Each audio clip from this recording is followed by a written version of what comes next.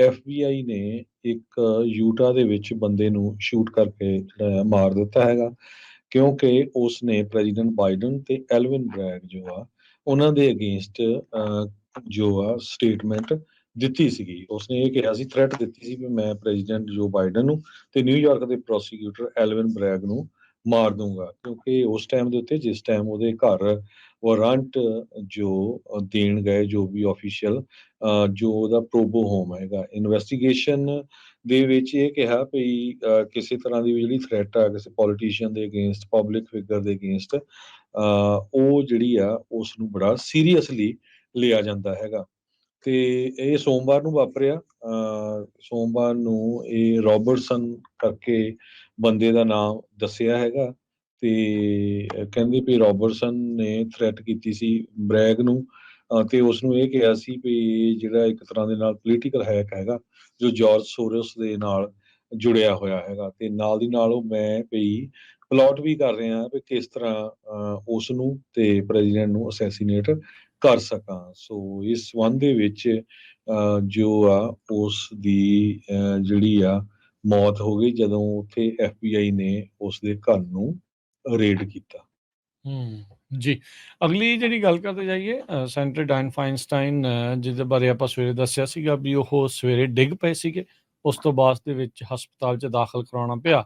ਹੁਣ ਉਹਨਾਂ ਦੇ ਆਫਿਸ ਵਾਲੇ ਇਹ ਜਾਣਕਾਰੀ ਦੇ ਰਹੇ ਨੇ ਵੀ ਇੱਕ ਮਾਈਨਰ ਫਾਲ ਸੀ, ਛੋਟੀ ਜੀ ਕਹਿ ਲਓ ਵੀ ਥੋੜਾ ਜਿਹੜਾ ਡਿੱਗੇ ਸੀਗੇ, ਤੇ ਥੋੜੇ ਚਿਰ ਲਈ ਹਸਪਤਾਲ ਜਾਣ ਤੋਂ ਬਾਅਦ 'ਚ ਉਹਨਾਂ ਨੂੰ ਵਾਪਸ ਲੈ ਆਂਦਾ ਸੀ। ਕਹਿੰਦੇ ਉਹਨਾਂ ਦੇ ਸਾਰੇ ਸਕੈਨ ਵਗੈਰਾ ਜਿਹੜੇ ਕਲੀਅਰ ਸੀਗੇ, ਤੇ ਘਰ ਜਿਹੜੇ ਉਹ ਆ ਗਏ ਸੀ। ਪਿਛਲੇ 3 ਮਹੀਨਿਆਂ ਤੋਂ ਉਹ ਘਰੇ ਹੀ ਨੇ, ਹਸਪਤਾਲ ਦੇ ਵਿੱਚ ਵੀ ਉਹ ਦਾਖਲ ਰਹੇ।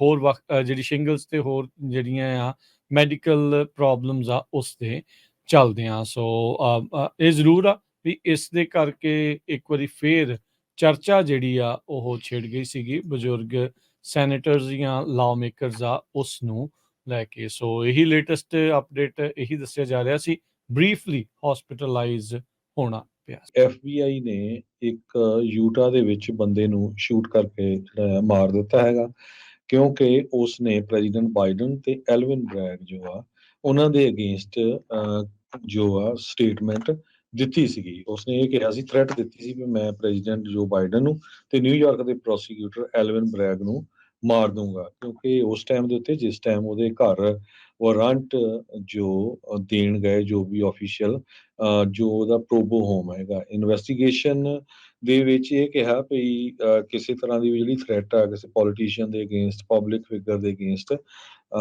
ਉਹ ਜਿਹੜੀ ਆ ਉਸ ਨੂੰ ਬੜਾ ਸੀਰੀਅਸਲੀ ਲਿਆ ਜਾਂਦਾ ਹੈਗਾ। ਤੇ ਇਹ ਸੋਮਵਾਰ ਨੂੰ ਵਾਪਰਿਆ। ਸੋਮਵਾਰ ਨੂੰ ਇਹ ਰੋਬਰਟਸਨ ਕਰਕੇ ਬੰਦੇ ਦਾ ਨਾਮ ਦੱਸਿਆ ਹੈਗਾ, ਤੇ ਕਹਿੰਦੇ ਵੀ ਰੋਬਰਟਸਨ ਨੇ ਥ੍ਰੈਟ ਕੀਤੀ ਸੀ ਬ੍ਰੈਗ ਨੂੰ, ਤੇ ਉਸਨੂੰ ਇਹ ਕਿਹਾ ਸੀ ਵੀ ਜਿਹੜਾ ਇੱਕ ਤਰ੍ਹਾਂ ਦੇ ਨਾਲ ਪੋਲੀਟੀਕਲ ਹੈਕ ਹੈਗਾ ਜੋ ਜਾਰਜ ਸੋਰਸ ਦੇ ਨਾਲ ਜੁੜਿਆ ਹੋਇਆ ਹੈਗਾ, ਤੇ ਨਾਲ ਦੀ ਨਾਲ ਉਹ ਮੈਂ ਵੀ ਪਲਾਟ ਵੀ ਕਰ ਰਿਹਾ ਵੀ ਕਿਸ ਤਰ੍ਹਾਂ ਉਸ ਨੂੰ ਤੇ ਪ੍ਰੈਜ਼ੀਡੈਂਟ ਨੂੰ ਅਸੈਸੀਨੇਟ ਕਰ ਸਕਾਂ। ਸੋ ਇਸ ਸੰਬੰਧ ਦੇ ਵਿੱਚ ਜੋ ਆ ਉਸ ਦੀ ਜਿਹੜੀ ਆ ਮੌਤ ਹੋ ਗਈ ਜਦੋਂ ਉੱਥੇ FBI ਨੇ ਉਸ ਦੇ ਘਰ ਨੂੰ ਰੇਡ ਕੀਤਾ। ਜੀ, ਅਗਲੀ ਜਿਹੜੀ ਗੱਲ ਕਰਦੇ ਜਾਈਏ, ਸੈਂਟਰ ਡਾਇਨ ਫਾਈਨਸਟਾਈਨ, ਜਿਹਦੇ ਬਾਰੇ ਆਪਾਂ ਸਵੇਰੇ ਦੱਸਿਆ ਸੀਗਾ ਵੀ ਉਹ ਸਵੇਰੇ ਡਿੱਗ ਪਏ ਸੀਗੇ, ਉਸ ਤੋਂ ਬਾਅਦ ਦੇ ਵਿੱਚ ਹਸਪਤਾਲ 'ਚ ਦਾਖਲ ਕਰਾਉਣਾ ਪਿਆ। ਹੁਣ ਉਹਨਾਂ ਦੇ ਆਫਿਸ ਵਾਲੇ ਇਹ ਜਾਣਕਾਰੀ ਦੇ ਰਹੇ ਨੇ ਵੀ ਇੱਕ ਮਾਈਨਰ ਫਾਲ ਸੀ, ਛੋਟੀ ਜੀ ਕਹਿ ਲਓ ਵੀ ਥੋੜਾ ਜਿਹੜਾ ਡਿੱਗੇ ਸੀਗੇ, ਤੇ ਥੋੜੇ ਚਿਰ ਲਈ ਹਸਪਤਾਲ ਜਾਣ ਤੋਂ ਬਾਅਦ 'ਚ ਉਹਨਾਂ ਨੂੰ ਵਾਪਸ ਲੈ ਆਂਦਾ ਸੀ। ਕਹਿੰਦੇ ਉਹਨਾਂ ਦੇ ਸਾਰੇ ਸਕੈਨ ਵਗੈਰਾ ਜਿਹੜੇ ਕਲੀਅਰ ਸੀਗੇ, ਤੇ ਘਰ ਜਿਹੜੇ ਉਹ ਆ ਗਏ ਸੀ। ਪਿਛਲੇ 3 ਮਹੀਨਿਆਂ ਤੋਂ ਉਹ ਘਰੇ ਹੀ ਨੇ, ਹਸਪਤਾਲ ਦੇ ਵਿੱਚ ਵੀ ਉਹ ਦਾਖਲ ਰਹੇ। ਹੋਰ ਜਿਹੜੀ ਸ਼ਿੰਗਲਸ ਤੇ ਹੋਰ ਜਿਹੜੀਆਂ ਆ ਮੈਡੀਕਲ ਪ੍ਰੋਬਲਮਸ ਆ ਉਸ ਦੇ ਚੱਲਦਿਆਂ। ਸੋ ਇਹ ਜ਼ਰੂਰ ਆ ਵੀ ਇਸ ਦੇ ਕਰਕੇ ਇੱਕ ਵਾਰੀ ਫੇਰ ਚਰਚਾ ਜਿਹੜੀ ਆ ਉਹ ਛਿੜ ਗਈ ਸੀਗੀ ਬਜ਼ੁਰਗ ਸੈਨੇਟਰਸ ਜਾਂ ਲਾਅ ਮੇਕਰਸ ਆ ਉਸ ਨੂੰ ਲੈ ਕੇ। ਸੋ ਇਹੀ ਲੇਟੈਸਟ ਅਪਡੇਟ ਇਹੀ ਦੱਸਿਆ ਜਾ ਰਿਹਾ ਸੀ, ਬਰੀਫਲੀ ਹਸਪੀਟਲਾਈਜ਼ ਹੋਣਾ